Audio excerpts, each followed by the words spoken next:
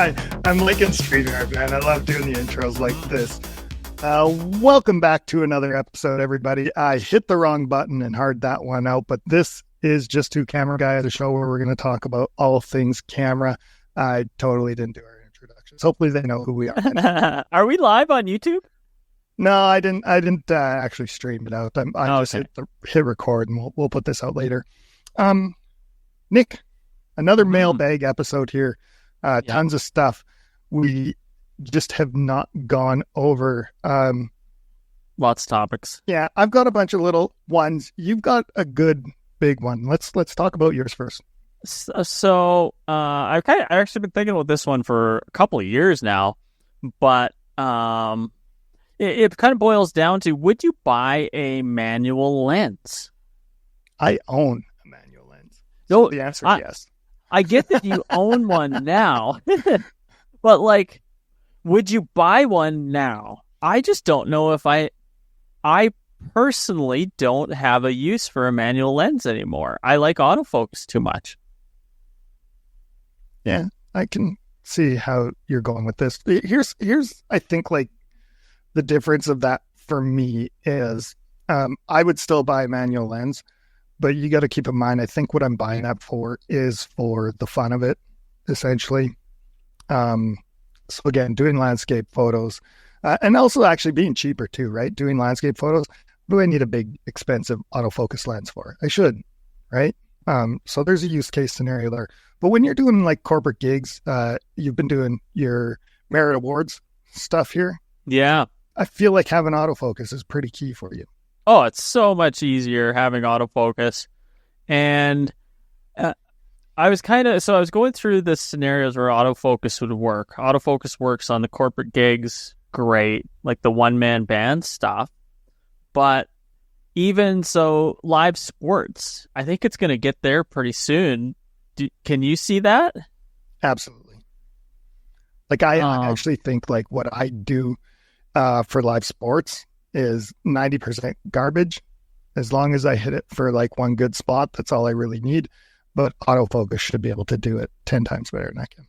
Now, when you're saying 90% garbage, just I think what Emery's saying is that he's mainly getting used for replays. So it's not like it's not like he's missing 90% of the main follow shots. They also to put that into perspective, the last 2-3 years, actually it's maybe even more of that, they've been using the DSLR cameras and broadcasting the DSLR lenses, and those things are rocking autofocus on it. You can see it sort of shift the odd time. Yeah. But I mean, it's only going to get better and better. Leighton Burton, person who was on the show when we first started, he was one of the guys that did that for the CFL initially, and the CFL was following the NFL. Yeah. So now Although where I don't think Leighton was using autofocus. He might not have been. I don't think he was. I vaguely remember talking to him about it, and I don't think he did. So I can see. So on movies, they always have a focus puller, but I can see at a certain point that they'll go autofocus, but I don't see how they could ever get rid of the focus puller, because somebody would still have to push the button on the screen to follow the person. Yeah, I think it's going to change like how that job works. Right now, DJI has their system that they're coming out, their focus pull for the DJI Ronins and stuff like that, those gimbals are rocking. You can get like a LiDAR attachment on it as well, and then a separate remote control, just like in the movies. I mean, obviously cheaper, smaller, but again, using LiDAR to actually do that, like that's going to be for run and gun stuff. That's kind of game changing. Well, even on movies it is, because it's not relying on light. It's not relying on a person's kind of just eye measuring it. It's all, you have all the data there. So yeah, I would use it if I was working on a movie still. Yeah, you got to think like a guy like Chris Nolan, who likes to shoot in IMAX, which I want to say that stuff is like, it's over $1,000 for 100 feet. How long's 100 feet of film? Like how much time is that? Well, 100 feet of film. So 100 feet of film's a minute at 24 frames. So over $1,000 for a minute of stuff. You got to think that they're using some pretty sophisticated focus things to make sure they're hitting their marks so that they're not wasting as much, right? Yeah. But even then, so if they go any kind of improv and somebody moves off a mark, or they're changing up the scene at all, or lots of people don't even hit their marks. It's really only the kind of the top tier of actors that can consistently hit their marks. Yeah. It gives you a lot more leeway. And so often a director will just say, take it again, or over from this scene, and they don't have time to check their marks, or they forget, or yeah. I would love it if I was on a movie and you were able to focus pull essentially off a monitor, and then only have to pull out the manual if you really need it. Yeah, I actually think like that actors can't hit marks, or maybe it's unreasonable to expect them to hit marks so that you're hitting the focus at the same time that they're getting there. That's why there might always be a focus puller in movies, right? So that instead of relying on that, you have your focus puller to actually hit the mark, and using something like LiDAR to make sure they're hitting the mark. But the autofocus systems themselves are getting so good that they'll be able to essentially track just with the track moving their finger, I would say. Yeah. Even like when you look at still stuff, all of them are basically doing it now, but like the animal eye detect, like just because eyes look differently, like, and that's wild. Like, I don't know, like an old time animal photographer, nature photographer, but like, I don't think Ansel Adams, terrible example, was sitting there taking pictures at Yosemite Park going like, wonder if we could do animal eye detect autofocus. Yeah. Yeah. So yeah, we've come a long ways. Yeah, but so you would still use a manual focus lens and buy one. I don't see myself ever buying a manual focus lens, even at a deal. I'm just not interested. Yeah, that's fair. So what do you got? I am going to bring it up on the screen here so that we can see it. I'm going to start with one thing. This was actually given to me by Colin after talking to him about being on our show and what we were talking about.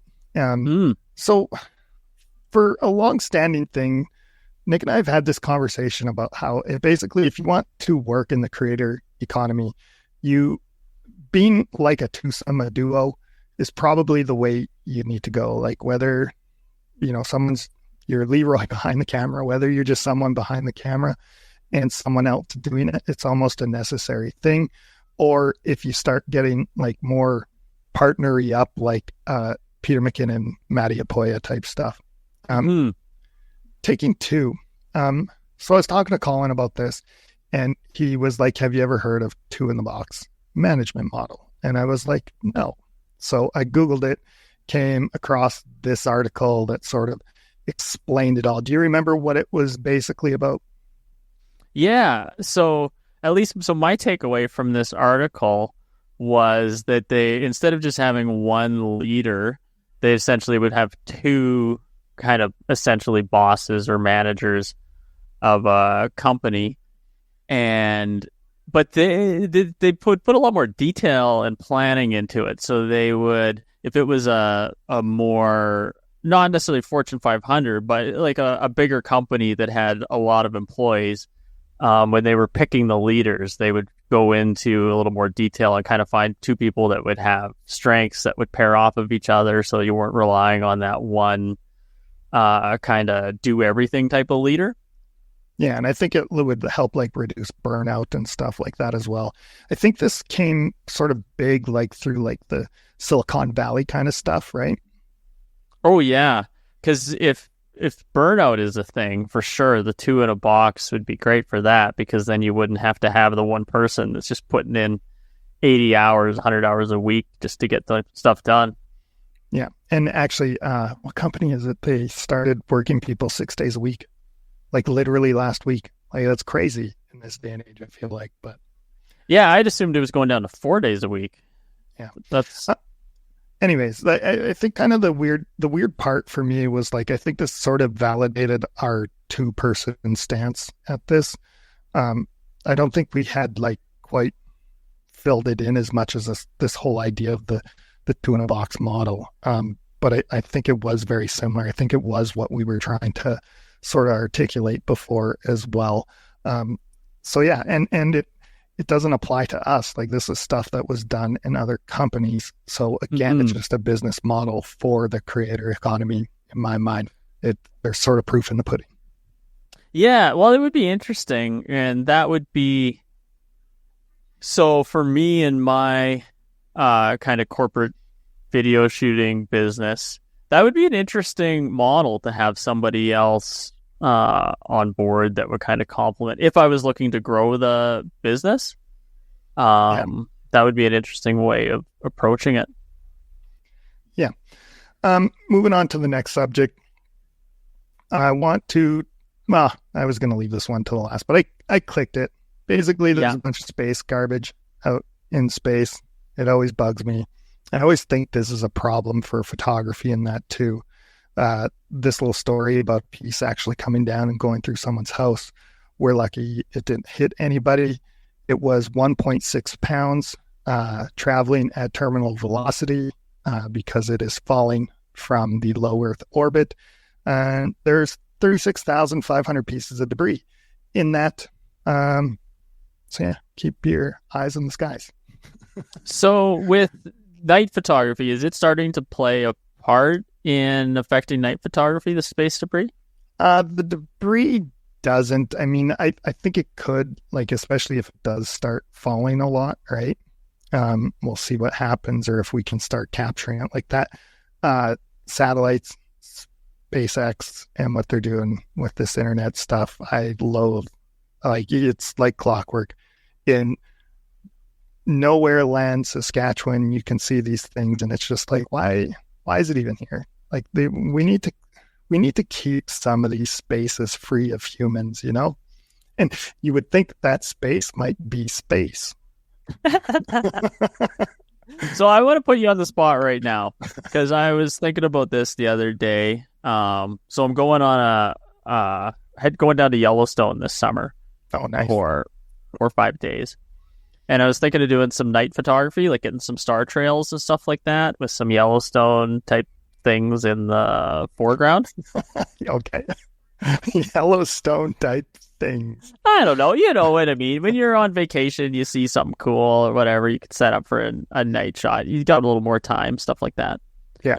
What kind of settings should I be using if I want to capture, like enough time? How much time do I even need to get some star trails and make it look cool? So so star trails, I've done it where, like, I've held the shutter open for an hour and you'll get like a little streak, whatever. Mm-hmm. That's not a great way to do it. If you want more success, do it in even this might be bad advice, but like in 5-minute increments.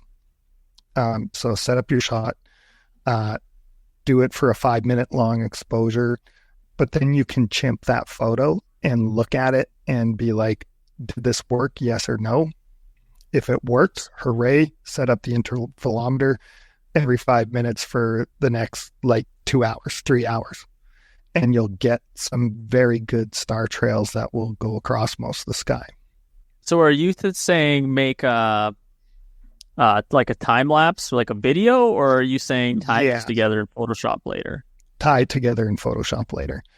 So when you do the 5-minute thing, you can take, say you end up taking 300 photos. You can take those 300 photos into Photoshop, layer them on top of it.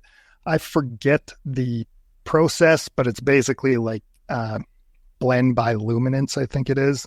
And it'll take the brightest parts of each one and put them all together, and you'll have a perfect star trail. And it takes you 2 seconds to do.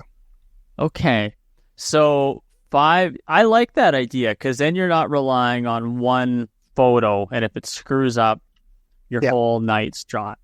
Yeah, it's a better success way, a better way to do it to get success.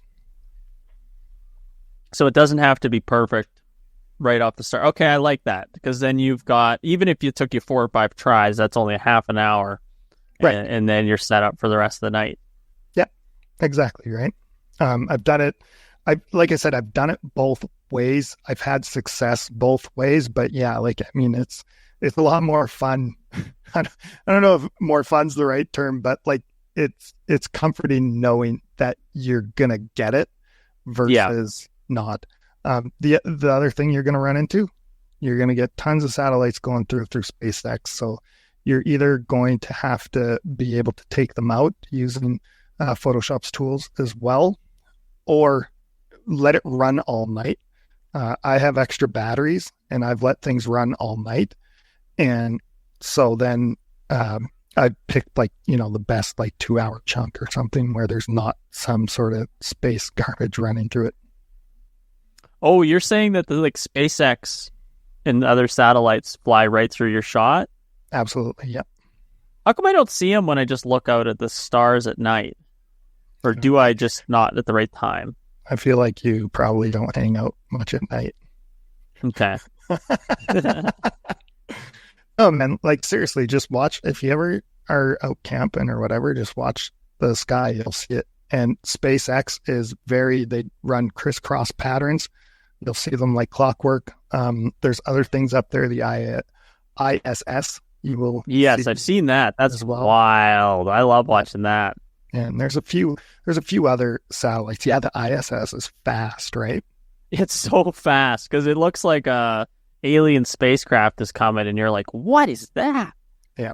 And then there's airplanes. There's all sorts of things that ruin it. So, like I said, you got to get good at the corrections, or you just pick your spots. Okay. So I think my goal is to have it set up like outside the cabin or whatever, and then I can go in at night and actually sleep. Yeah. Yeah. And that's what I do. I don't have them. I have like battery packs and an actual battery thing that will plug into my camera. So like, like the like 2800 milliamp rechargeable batteries. So I'll hook my camera up to one of those. So like a regular camera battery will not last all night, but one of those I can do like 3 nights on it. So is this just a super battery, or does this hook up to a battery pack? Yeah, it hooks up. So basically there's an attachment that you hook up to any sort of USB battery. And okay, yeah. Then it looks like a battery that you shove into your camera. It just has a cable on it that's USB powered, and then you plug it into any USB powered battery. Oh, I love that. It's pretty slick. So obviously you got to buy it for your specific camera, but yeah, it's definitely a thing. I'll maybe Google for it here. I'll see if I can't find it and add it in later in the show. But the next thing, Nick, is a bunch of ads. So this TCL, which is like a internet TV provider, Netflix kind of wannabe thing. I think they're going to use like a lot of AI stuff. And they did an AI trailer. Whoops. Have you ever heard of that? No, I've not seen this or heard of it. Oh. Why are you? I don't know. I don't know. It's just sad. Well, what makes it sad? Like, is it going to be good? Is it going to be terrible? Is it? It's just sad, and it's more sad from a philosophical standpoint than a technological standpoint. It's just it's essentially saying that we're giving up on art. Like we're not going to make any art anymore. I know that like they say there's nothing new under the sun, but there's also a creative pursuit against trying something new and trying a different story. But this essentially means that it's impossible for there to be any more new stories because they're just reusing old ones. It's kind of true. It's honestly, watch the trailer. It's funny. So it is I believe writers wrote it. I believe actors voiced it. And it's all AI animation is what it is. Okay. The AI animation of it, I'm going to hit play here. I might have to stop the audio here a bit, but the AI animation of it I think it looks pretty decent. Like, I mean, it's a little soft, but little cartoony still, but like not terrible. Is this the AI animation? Yeah. Yeah, like it looks. But so the weird part is the AI is the best part of this. when you actually watch it, though, like it's like the worst acting you've ever seen or heard, I guess. And it's because it's a romantic comedy. It just plays on all these like romantic comedy tropes, as our guy Ryan Barocco would like to say. Loves that word. You ever notice that? No, I didn't notice that, actually. Yeah. Anyways, it sort of plays with all those ideas, and yeah, it just sort of comes off like this is going to be a god-awful movie, but the AI animation's not bad. So is this just to get this clearly feels like a loophole to get around paying animators, artists, writers, actors, everything. Is it not? Yeah, I would agree with that. They're trying to make cheap content, right? Because how else do they compete with Netflix right now? Yeah. How do you compete with all the big ones right now? It's probably very difficult. So it's their way to do it. And honestly, I don't blame them. It's just sad. I don't know. I wasn't ready for this world. I didn't think we were ever going to get to this in my lifetime. It's just sad. Great. I wasn't ready. Did you ever think we were going to get to this? I didn't see it on the radar. No, absolutely. 5 years ago, I would have told you to F off to your face. Yeah. But it is there. And honestly, like, here's the thing, work-wise, I'm kind of happy I'm wrong, because like this will help me out. It's helping you out with work. Yes, I will give you that. It's going to help your writing. It'll help. I had a project that I was working on that helped write it, and you can just type it in and say, make it better, and it'll actually work for more than half of the stuff. So, yeah. Yeah, and honestly, like we talked about this before, but the idea of making like B-roll, because there's things that like we could use to show for safety that I just can't do, right? Like I can't have someone, get hit with something. There's no real practical way for me to do it, and then any other means is too costly, too time consuming. So now with AI, it's like, have a guy drop a hammer on his toe. Done. Yeah.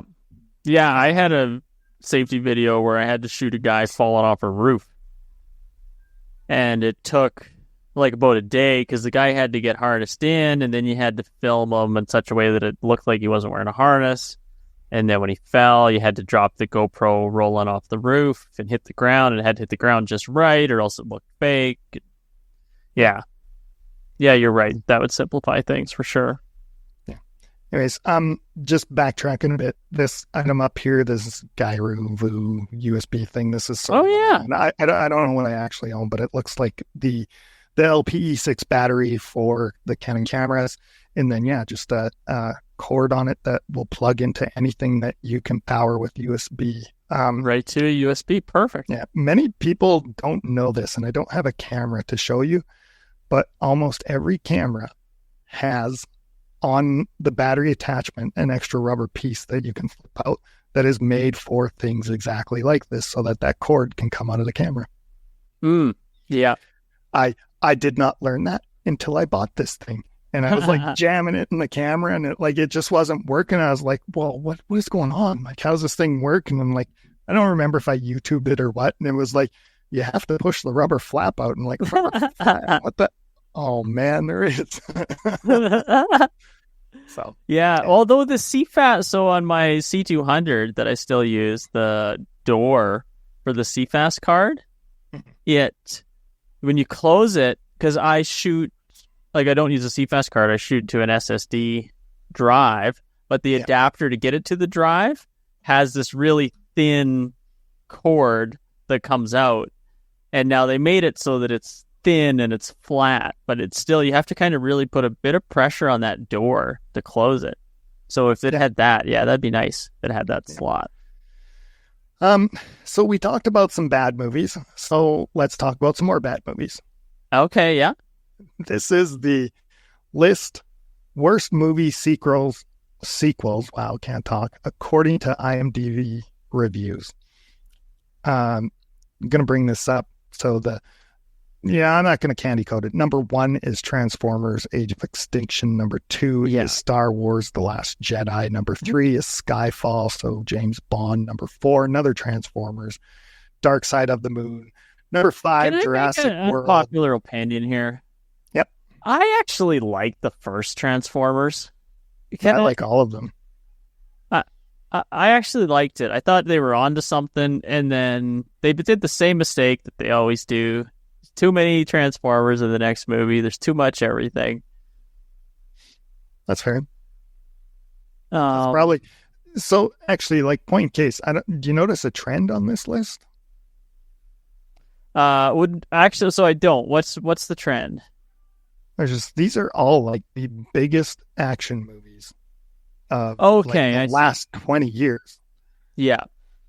Like you've got Avatar on here, Way of the Water, basically all of the Jurassic Worlds, all of the Star Wars, all going into all of your Marvel comic books, the Fast and the Furious, like Top Gun. Like, man, they almost recreated the opening shot for shot with the first one, but somehow that movie is a terrible sequel, I guess. I don't know. I don't new Top Gun? Yeah. I didn't, so I'm only halfway through, but I'm not a big, you know me, so let's just bring this back. I don't really like the way movies have gone in the last 20 years at all. Like, I'm not a comic book person in the movies. I'm not a big movie franchise person. I preferred when dramas were taking over the Academy Awards. I don't like any of that. But I have to admit, I started watching Top Gun literally this week on Netflix. And about an hour in, I didn't mind it. I thought it was pretty good. I think all of these are like, I'm going to say it bluntly because I believe it. I think they get shit on because they are the biggest movies of the year. And people just like to shit on those things. Well, and don't get me wrong, I do like I just don't like comic book movies in general, mainly probably because they're popular. Yeah, that might be it.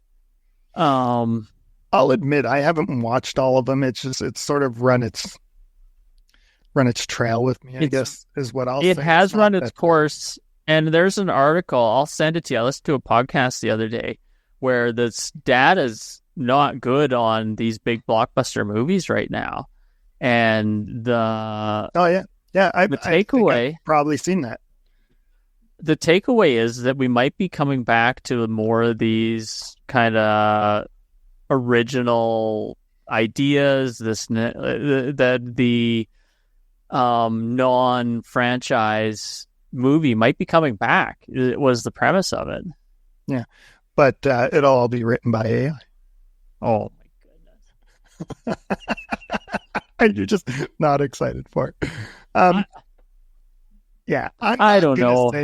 Here's the thing. I'm going to leave it at this, but like, so these are the worst reviewed movies, and all of them, honestly, I think are watchable. They're all popcorn movies. They're good fun, things to escape whatever you want to escape for the day. So even though they're the worst, I would not knock them. There are plenty worse movies out there to watch than these. So ratings don't necessarily mean much. Yeah, I could agree with that. I haven't watched as many movies lately as I used to. Like, I used to not be as into movies as Dustin, watching everything, but I used to watch pretty much most of the stuff that was being nominated. I would have watched at least, for sure, and then a ton of stuff on top of that. Yeah. I segued myself perfectly for the bigger topic I wanted to talk about, but we're so close to getting my little piddly things done. I'm taking back my segue, saying no to that segue, and I'll bring up my next subject after I don't join their newsletter.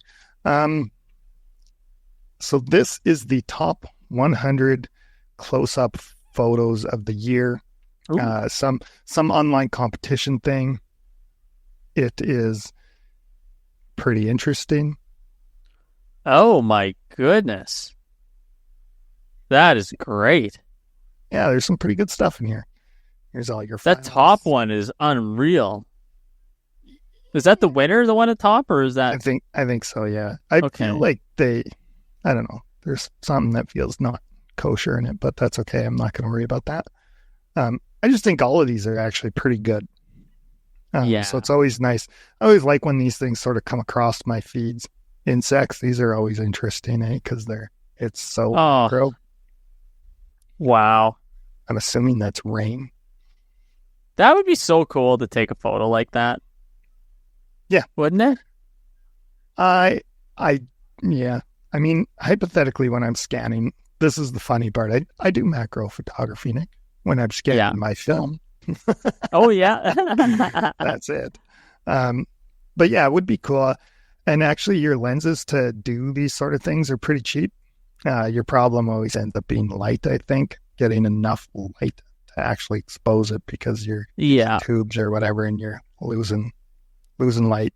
And then your focus, right? Actually getting your focus. Lots of times this is one of the winners.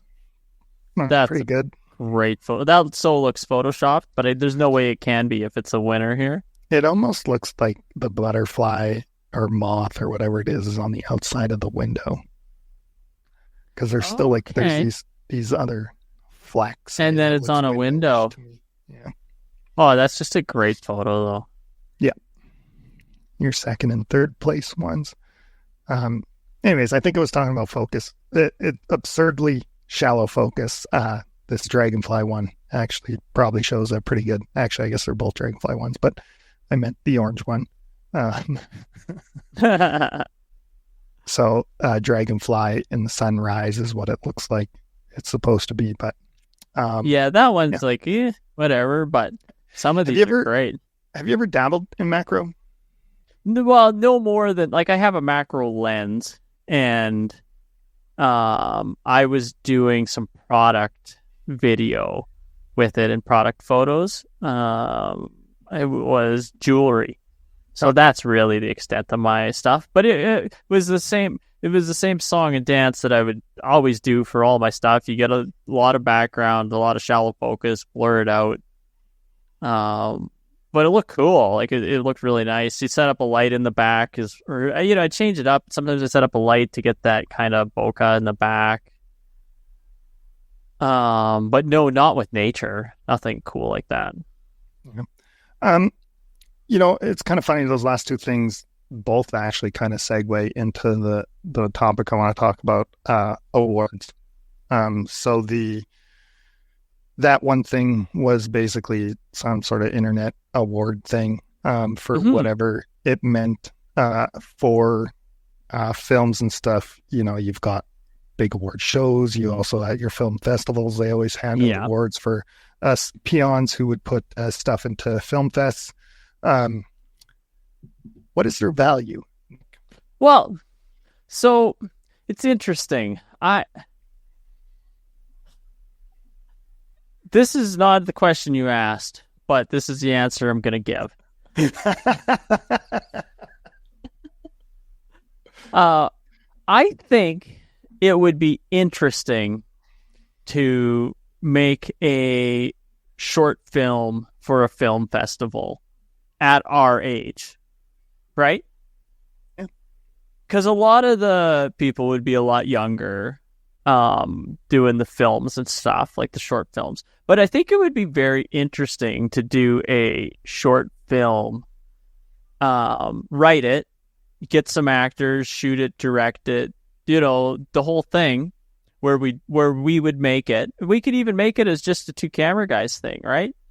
But I think it'd be interesting to do one, and there's several ways you could go. You could go the family person type thing, something goes wrong, or you could go the single guy that doesn't have a family.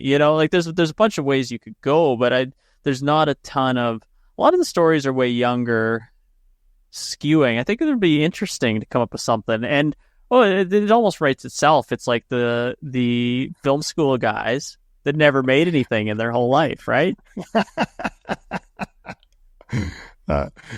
When you started that, I was just thinking, I'm like, is he saying it would be interesting because like we would just clean up like all these young punks, they wouldn't know what they're doing, and these old wily veterans would come in and Yeah.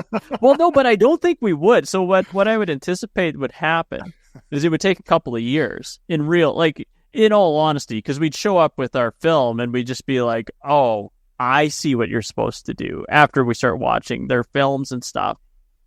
And then come back for year 2 and actually do pretty good. Yeah. Do you know what? I would disagree with that whole approach. Do you know what I would do? What's that? I'd say, screw everyone. I don't want to see anything they do. I just want to make what I want to make. Yeah. And throw it in there, because I think this is also stereotypical as the two old guys. We would do would be so like drastically different than everyone else. And like, that's something that I think could be like a competitive edge. Could be. Yeah. Or it would be just so boring compared to everything else. Maybe. But I mean, that's the risk you take, right? You're either going to win the donuts or you're not. Yeah. Yeah. I don't know. It might be fun. Something for us to file away. It would be a cool little project to make a short film again where you're and do it like the way they do it. You know, we find the guy to come out and operate the boom. We find some people that can actually act, take the time, light it properly. One of us directs it. One of us is kind of behind the camera. Do it right. Yeah. So going back to the original question, I guess maybe a bit of context and why this has come up for me. But like, so with work, we got nominated for the Paragon Awards. And yes, when that happened, it was kind of like, okay, that's cool. But like, what does this do for us? Like, this doesn't really do anything. And then when we were up against Milk, it was like, look, their entire budget is marketing. We can't compete with that.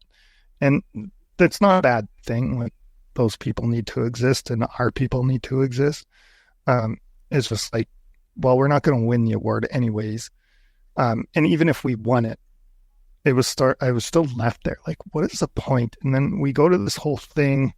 There's like all this hoo-ha about it and stuff. And I still just sat there and went like, what is the point of this? And then when I started thinking that macro photography thing, you see these in photography all the time. Basically, and they're basically like, hey, if you give us money, you could submit photos and maybe you'll win an award. And then people will submit hundreds, maybe thousands on these things. I don't know. And then they maybe get an award or they maybe don't. And all it feels to me is like essentially a cash grab. Like, hey, Nick, pay me some money and I'll tell you if you're any good. Even though like basically all of it is irrelevant. It gives you nothing. Like, you put a sticker on something, but no one's going to care. No one's going to notice. If you're not on TikTok, it doesn't matter anyways. Like, so yeah, started getting kind of negative about it. But then on the flip side, when you think of like film and video, the awards actually seem to like do something for that and do something for you. And it just seems like a different structure for it that is about improving and about pushing people forward. So I'm totally biased. I misunderstood your question the first time. That's okay. But so I'm totally biased with this because I have essentially created content, like the graphics, the video content, the stuff. Like, that's part of my job that I make money at, is putting together like award shows. It's also kind of why I wanted to ask you. And done several different types of these award shows too. Done award shows where it's mainly about the businesses, done award shows where it's about employees, done like for different companies and stuff too.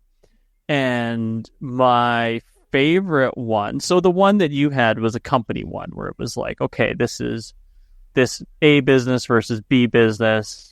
the business wins the marketing award or something, which is cool. Like it's a nice nod for you being in the marketing department to get. Yeah, right. Like it was even nice to be in like the same breath as milk. Like, are you kidding? Yeah.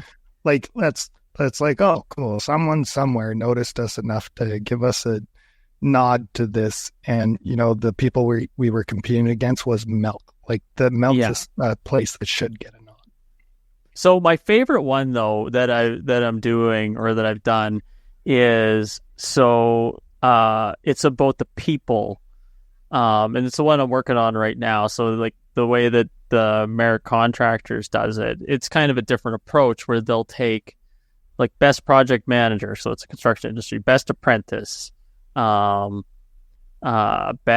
leadership and mentoring award. So there's all these different ones. And so the difference that I find with that is that it's a way, it's not necessarily about this person winning the award, but it's for the boss or the coworkers to recognize people that are kind of putting in that they're kind of putting in that extra effort, similar to how we do our Scott Struthers Award every year. We recognize the person that's kind of going above and beyond for the effort, and it's not necessarily about winning the award, but it's just being acknowledged by their peers and their boss or whatever.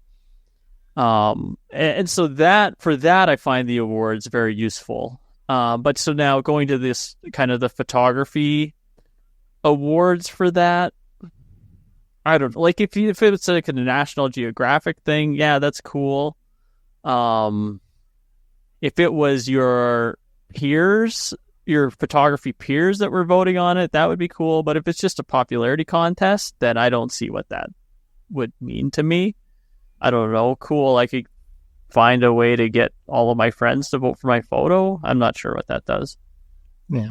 How about for yourself? Because I thought you guys did submit for a film fest, which also would have had awards as well. Like, what was that process like for you?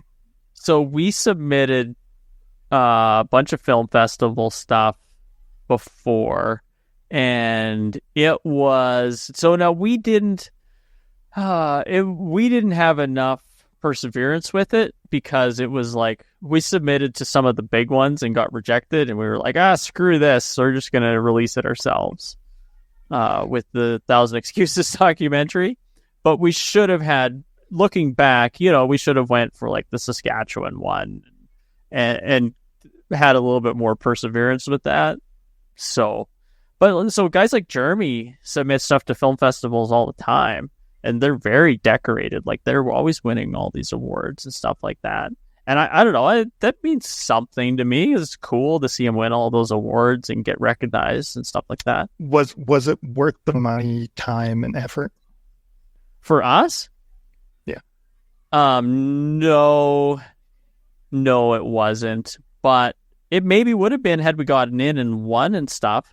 But so then here's, for example, so the same guy that I made that documentary with, he went on to make a kind of like a feature film and got into film festivals and won film festivals, their show, but it didn't do anything for their show.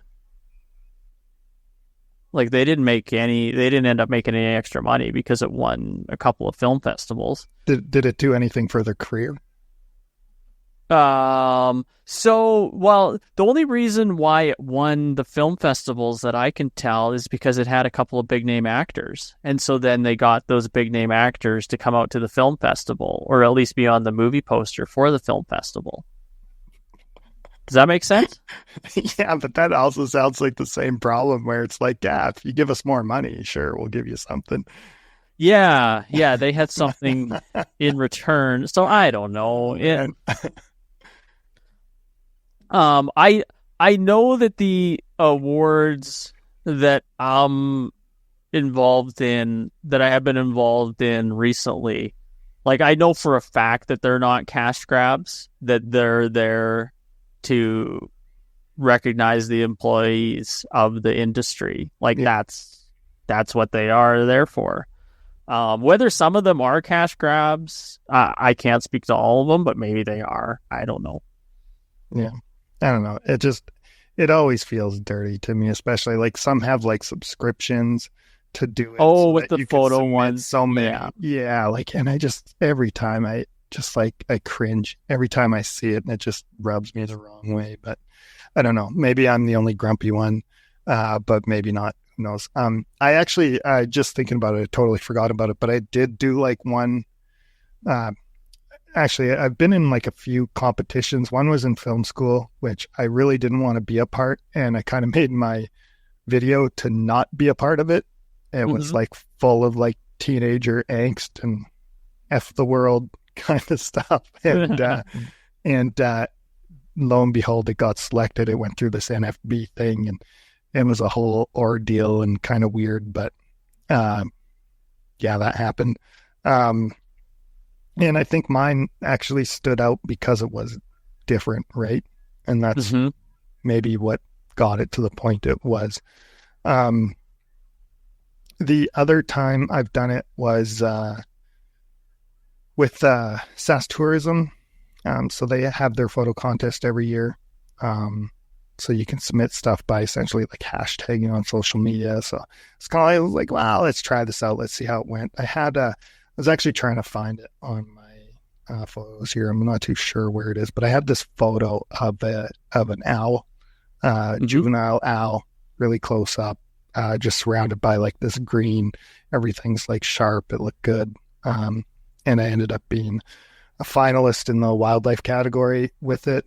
But like part of that was, and I know why they have to do it, but I still don't like it. But you basically have to like sign away your rights for it as well to give them permission to use it with whatever they want to use it on.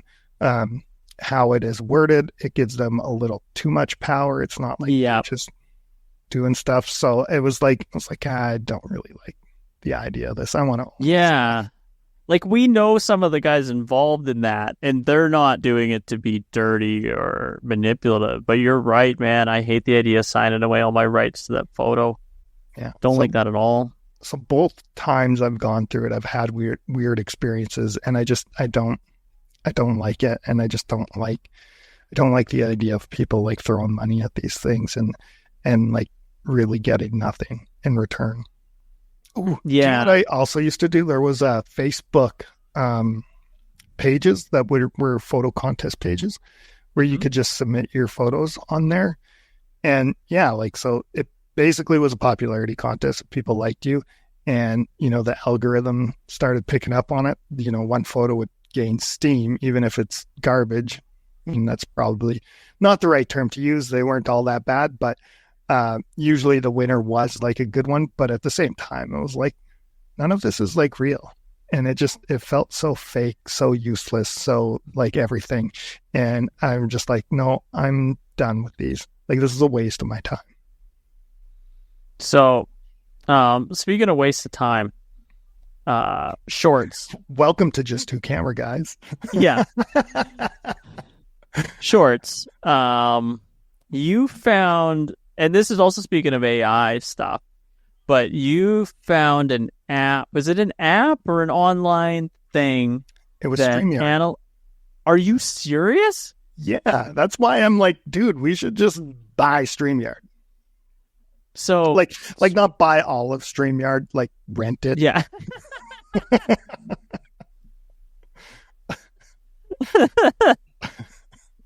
I was actually thinking too, like maybe even their free version is like enough. We would just have to suffer with this.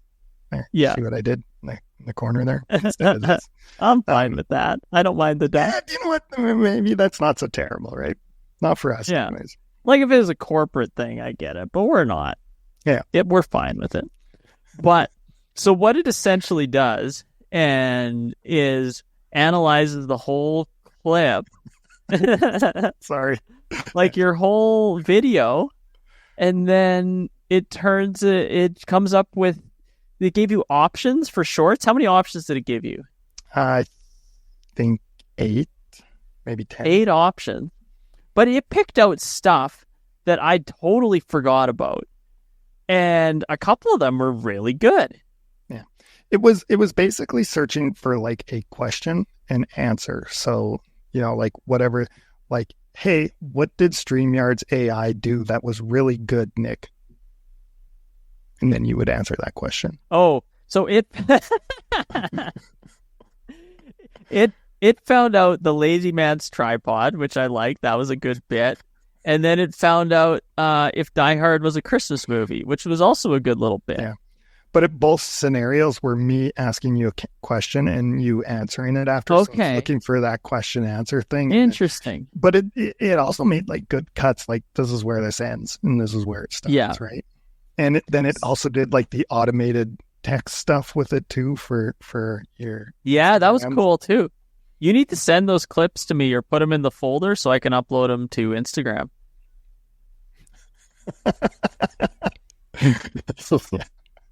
Yeah, maybe. Well, why not? Yeah. Do you know what? I got one more topic, Nick. Oh, you do? Yeah. I'm reading a book for work. Simon Sinek's Leaders Eat Last. I'm going to give it's a like book the review. servant leadership. Is that kind of the premise of it? I don't know. I'm 22 pages into the book, but I'm going to give my book review now. I'm going to give my book review. 22 pages in. That's the usually. It wasn't Simon Sinek that wrote it, but the Blank book, where the first impressions. Yeah. And to even be like more ridiculous about this review, my review really comes in after 7 pages. No. So he opens up the book with this story about Johnny Bravo. So he's a military guy. And this is after the 9/11 stuff. Guy off of Entourage? Probably. Wasn't it Johnny Bravo on Entourage? It was Johnny something. I don't remember what I don't think it was Bravo. Okay. Anyways. He tells the story of this military guy. So basically what happens is he's flying a plane above. There's this other group on the ground. They are trying to get someone out of Afghanistan or somewhere, and there's cloud cover. So the airplane can't see the people on the ground, so he doesn't know where they are. So he makes this decision to fly below the clouds to make sure he can see them, right? So he took the initiative, he took his leadership role, flew below the plane, and when he gets below, flew below the planes, below the clouds. When he gets below, he sees that like they're getting fired upon, right? So he swoops past, starts shooting at the people who are shooting at him, makes a couple other passes, go back up, grabs another plane, they come down, make some more passes, and at the end of the day, they save 22 soldiers.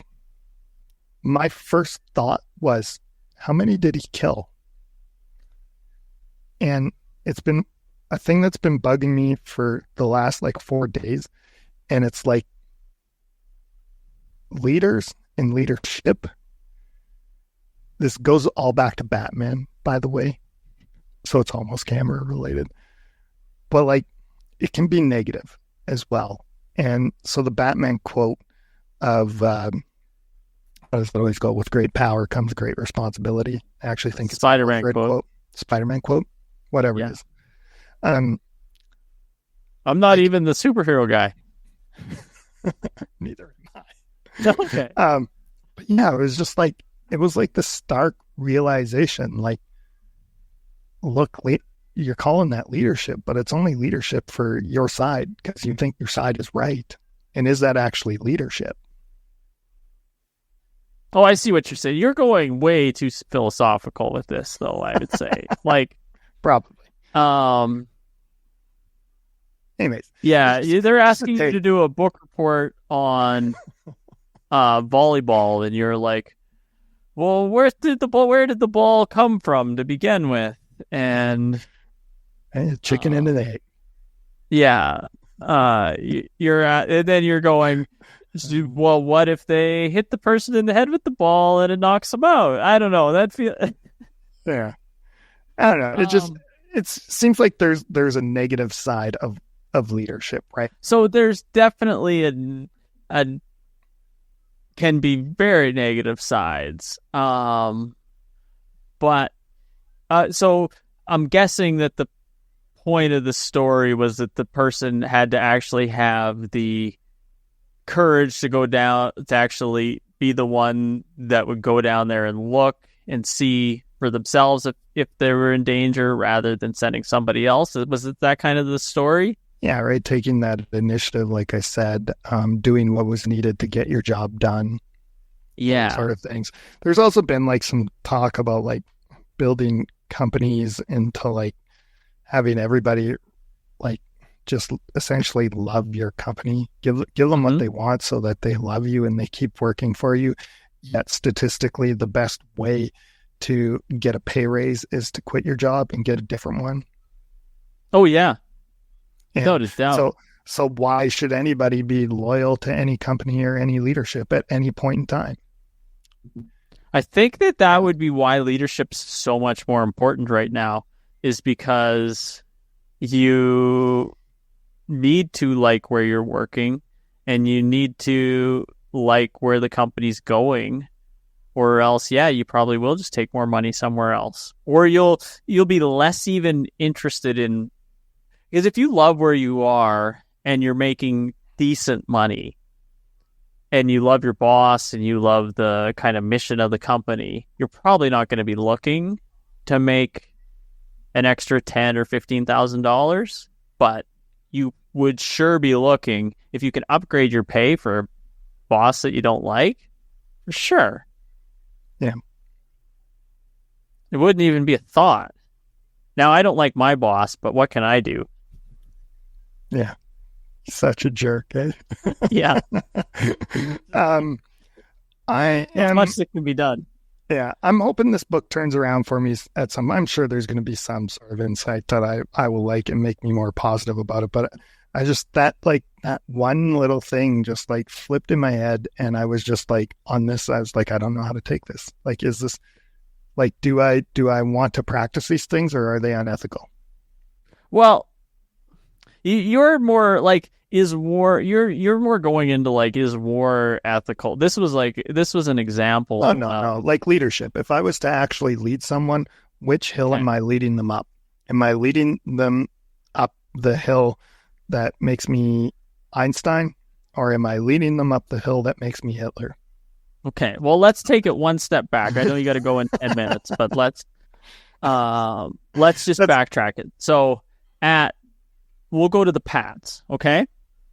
So at the Pats, you would be in a leadership role there. I would say you are more than I am. I am, yes, but I would argue that you are in a leadership role there as well. Would you disagree with that? I don't know. I guess maybe for like the camera people out there. Because when you basically have I'm people. I'm in the leadership role because of age. I'm old. That's why. Yeah. Well, yes. But I don't think that Ken's in as large of a leadership role there. He just doesn't voice it. True. Yeah, when he says something, we'll listen for sure, but isn't as willing to jump in and voice it. Yeah. I guess too. Like even with the Pats, though, it's not like I'm always right. I'm wrong often. Yes. Yeah. But is there any kind of ethical thing that we're worried about leading people down the wrong path there? Yeah, I mean it's hockey. There shouldn't be, right? Unless the path is to get more people to swear at Nick on the headset. Well, I think the only slightly ethical situation we could be going in is if we're treating people poorly and creating like a work environment that they don't want to be in. That would be a bit of an ethical situation we could be up against. But I think and hope we're not doing that. Yeah. In work, I don't know. I've never had I think that at a certain point, it's okay to do either at work. It's okay to go for a leadership role because you've got about another 10 years to decide if that's something you want to do in a work environment, if you want to go for a leadership role or just stay where you are. It depends what you want. Like, your boss, I'm sure his phone rings on Saturdays. He's getting text messages, emails about work, all that kind of stuff that you probably don't have to deal with right now. Yeah, 100%. I would just go back to Spider-Man. I think like the advice of it is so sound. But with great power comes great responsibility. So if you are in that position, I think you need to take more time with it all and think about what you're doing. Yeah. I'm going to assume the book is called Leaders Eat Last. So I'm assuming we're going to get into that sort of stuff. Like, you don't need to make rash decisions. When you come out on the ice, you come out last if you're the leader. That was it. Yeah. And I can appreciate that that's something that somebody like Colin's thinking about, right? And it would be sounds like it would be a pretty good environment to be working in. Maybe. Let's wrap it up, Nick. Do you have any closing words? Let's see. So what do we want to do? Do we want to do shelf of shame? Do we want to do advice? What do we want to do? I've got nothing to show. Oh, I did buy something new. Okay. Oh, maybe the new toys. Yeah. Let's see that. It's a new old toy. So I went to this sounds bad, but an estate sale. And walking around and I came across this little guy. Well, it's not bad. As long as you weren't involved in the person's untimely demise, then I don't think you have to feel bad about going to an estate sale. But do you know what this is? That looks like an old Polaroid camera. It is an old slide viewer. A single slide in the top. There's actually a light in the back that when you put the slide in, this little white thing pushes down and lights it up. And then you pop your slide out and look at it. I got it for $1.25. So I was like, you know what? This is going to go with my old camera collection. I like it. Yeah. I like it. So that was my big purchase, $1.25. $1.25. Can't go wrong. Advice on stuff. Let's see. I don't have any good advice today. I didn't do much of it. You know what? This comes back to yours yesterday. If you're going out on a shoot, prep your gear. Say your advice. That's what you're saying. This is hypothetical, but let's say you were to buy a new microphone. Yeah. Test it first. Maybe take it for a little test drive first. Know where your in is for the cable. Know where your out is. Just shots fired, eh? I know this is just hypothetical. Yeah, hypothetical. Do you know what? It's good. Say this for a friend. I deserve it. I give you a hard time all the time about things, throw you under the bus. So it's about time you give me a good one. It's not like you've ever made any joke at my expense on this show before. Never. All right. So with those words of wisdom, we're going to wrap this up. Your words of wisdom, yep. And your name is E. Wolf. Then always check your new microphones. Yeah. And to continue my trend of really awkward endings, I'm going to be like, hey, folks out there listening, wherever you are, you're living your dream, you're doing your thing, you be you, enjoy your day, and we'll see you later. Thanks for watching, everybody. Have a good one.